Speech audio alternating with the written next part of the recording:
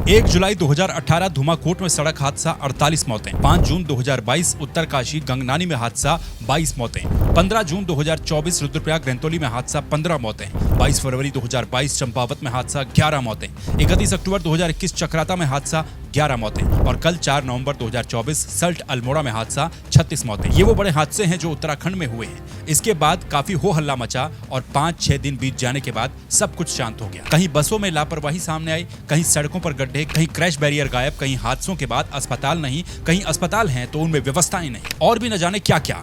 और ये सब खत्म नहीं हुआ है, न ही ऐसा हुआ है कि हमने या फिर सरकारों ने इनसे कुछ सबक लिया हो, कुछ सीखा हो। ये जारी है और जारी ही रहेगा। बड़े हादसे की लिस्ट यहीं नहीं रुकती है। टिहरी मदन की सड़क पर एक हादसा हुआ था जिसमें 10 मौतें हुई थी और 10 स्कूली बच्चे थे। ओवरलोडिंग और ओवर स्पीड कई बार बड़े बड़े हादसों में मेन कारण रहता है। सल्ट अल्मोड़ा में भी कल जो हादसा हुआ, इसकी वजह भी ओवर स्पीड और ओवरलोडिंग बताई जा रही है। ये भी कहा जा रहा है कि बस का पट्टा पहले ही टूट गया था, जिससे मोड़ पर हादसा हो गया। वहां पर पैराफिट या फिर क्रैश बैरियर नहीं था। 40 से 42 सीटर वाली बस में 63 लोग भरे हुए थे। मरने वालों की लिस्ट इतनी ज्यादा लंबी है कि लिस्ट देख करके ही अजीब सा लगता है। ये लोग बस में चढ़े जरूर थे इसलिए कि अपनी मंजिल तक पहुंचेंगे, लेकिन ऐसी मंजिल पर पहुंच गए कि वहां से अब वापस कभी नहीं लौट सकते।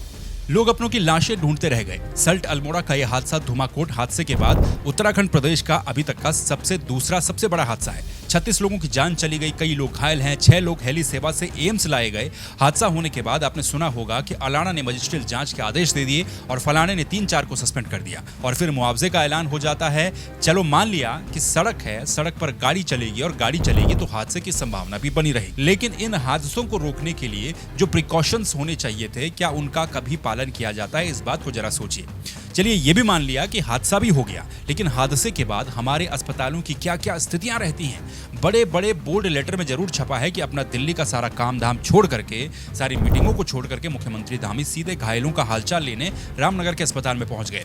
अच्छी बात है, प्रदेश के मुखिया को ऐसा ही करना चाहिए। मुख्यमंत्री धामी और गढ़वाल सांसद अनिल बलूनी रामनगर के रामदत्त जोशी राजकीय संयुक्त अस्पताल पहुंचे, घायलों से मुलाकात की, उनका हालचाल जाना और 4-4 लाख रुपए मृतकों के आश्रितों के लिए मुआवजा और 1 लाख रुपए घायलों को मुआवजे का ऐलान भी किया। लेकिन अस्पताल में ही मुख्यमंत्री को लोगों के भारी विरोध का सामना करना पड़ा। घायलों के परिवार वालों ने और स्थानीय लोगों ने विरोध में नारेबाजी तक शुरू कर दी। ये सब इसलिए हुआ क्योंकि रामनगर के उस अस्पताल में व्यवस्थाओं का सूखा पड़ा है, जहां पर इतने बड़े सड़क हादसे के बाद घायलों को पहुंचाया गया। यह अस्पताल पीपीपी मोड पर चल रहा है। लोगों ने मांग की कि इसे पीपीपी मोड से हटाया जाए। ये सिर्फ एक रेफरल सेंटर बनकर के रह गया है, बाकी यहाँ पर कोई भी व्यवस्थाएं, कोई भी सुविधाएं नहीं है। रामनगर जैसी जगह पर सोचिए, रामनगर जैसी जगह पर यह हाल है। रामनगर कोई छोटी मोटी जगह नहीं है। जब वहां पर इतनी व्यवस्थाएं भी नहीं है कि घायलों का इलाज ठीक से हो सके, तो हम उससे दूरस्थ के अस्पतालों में क्या उम्मीद रख सकते हैं? सवाल सिर्फ सरकार या इन्हीं के ऊपर नहीं उठता है। रामनगर के विधायक, वहां पर राजनीति करने वाले नेता, सबके ऊपर उठता है। किसने इस अस्पताल के लिए क्या क्या किया है, इसका जवाब भी मांगना चाहिए। टिकट के समय तो 5-5, 6-6 लोग हर दल से जो है अपनी दावेदारी जताने वहां पर पहुंच जाते हैं, आपस में लड़ भी जाते हैं। इनसे भी सवाल होना चाहिए कि इन लोगों ने इस अस्पताल में सुविधाओं के लिए क्या क्या किया है, या क्या क्या सुविधाएं दी हैं, या फिर उसके लिए क्या क्या प्रयास किए हैं।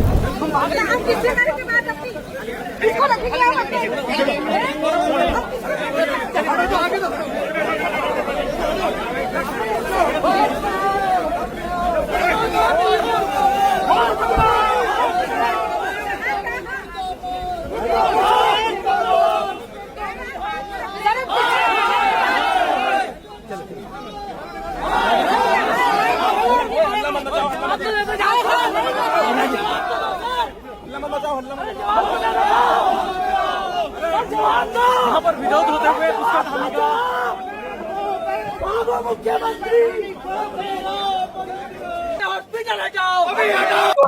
देखिए, सुबह से हम डेड बॉडियां धो रहे हैं।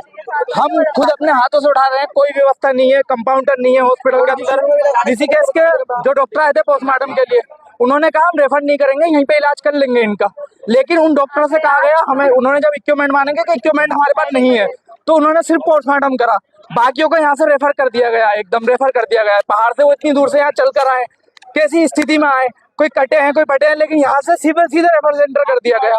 हमारी मांग ये थी कि ये पीपी मोड पर चल रहा है हॉस्पिटल, इसको हटा करके आप फिर से सरकारी हॉस्पिटल बनाइए। हादसों की बात हो ही रही है तो हादसे सड़क पर होते हैं। जैसा कि मैंने पहले भी कहा कि overloading, over speed, technical fault, इनके अलावा हादसों का कारण कई बार सड़कें भी होती हैं।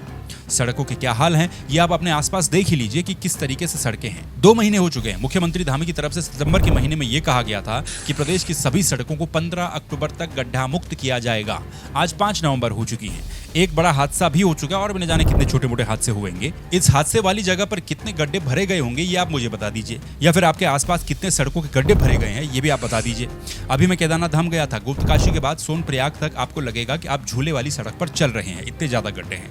ये बात भी सही है कि बारिश के सीजन में कई जगहों पर बहुत मुश्किल हो गई, बहुत बड़े बड़े ऐसे पैच बन गए जिनको भरना थोड़ा सा मुश्किल जरूर है, लेकिन ये भी सच है कि ऐसे मुश्किल पैच हर जगह पर भी नहीं है। और जब आपने वादा कर ही लिया था, इतना समय हो भी गया है, तो फिर उसको पूरा भी करना होता है। एक बार बोल करके वो बातें जरूर हेडलाइन बन सकती हैं, लेकिन अगर आपका काम पूरा नहीं हुआ तो फिर वो दोबारा भी हेडलाइन बन सकती है। लगता है कि गड्ढा मुक्त सड़क का अभियान खुद गड्ढे में चला गया है। अब इस हादसे को लेकर कई तरह की बातें भी हो रही हैं। कुछ लोगों का कहना है कि घटनास्थल से आधा किलोमीटर पहले ड्राइवर ने बस रोकी क्योंकि पट्टा टूट चुका था और बस हिलने लगी थी, इसलिए उसने यात्रियों को पहले ही बता दिया था कि जिसको उतरना है वो उतर सकता है, लेकिन कोई बस से उतरा नहीं। कुछ लोगों का कहना है कि बस का ड्राइवर थोड़ा सा मानसिक रूप से परेशान लग रहा था, उसे बार बार रुपयों को लेकर के फोन आ रहे थे। ये बात एक न्यूज आर्टिकल में छपी है जिसको एक घायल के हवाले से छापा गया है जो कि अस्पताल में भर्ती। उसके अनुसार वो चालक के पास वाली सीट पर बैठा था और उसने सब चीज देखी। बारात गांव में मातम पसरा हुआ है, मातम छा गया है। इस एक गांव के 6 लोग इस हादसे में मारे गए हैं, जिसमें से एक देवर भाभी भी शामिल है, एक 6 साल का बच्चा भी शामिल है। कोई दीपावली के बाद नौकरी की तरफ वापस जा रहा था तो कोई रामनगर लौट रहा था। अस्पताल में 4 साल की एक बच्ची है जिसको चोटें आई हैं, वो भी अपने मम्मी पापा को ढूंढ रही है, लेकिन उसे ये पता नहीं है कि वो लोग अब नहीं आएंगे। ये परिवार भी दीपावली का त्योहार मनाने के लिए घर आया था और वहां से वापस रामनगर लौट रहा था, लेकिन बीच में हादसा हो गया। ऐसे कई लोग थे जो दीपावली पर घर आए थे और वापस अपने अपने कामों पर लौट रहे थे। दिवाली के त्योहार के बाद ओवरलोडिंग की बात हो रही है। अरे आप कभी पहाड़ों में जाइए, जब एक लास्ट गाड़ी होती है और गांव बहुत दूर होता है, उस गाड़ी में भेड़ बकरियों की तरह जाना फिर मजबूरी बन जाता है। या तो आप गाड़ियों को बढ़ा दीजिए, यही कारण है कि 42 सीटर वाली गाड़ी में 63 लोग ठूसे जाते हैं और फिर एक हादसा हो जाता है।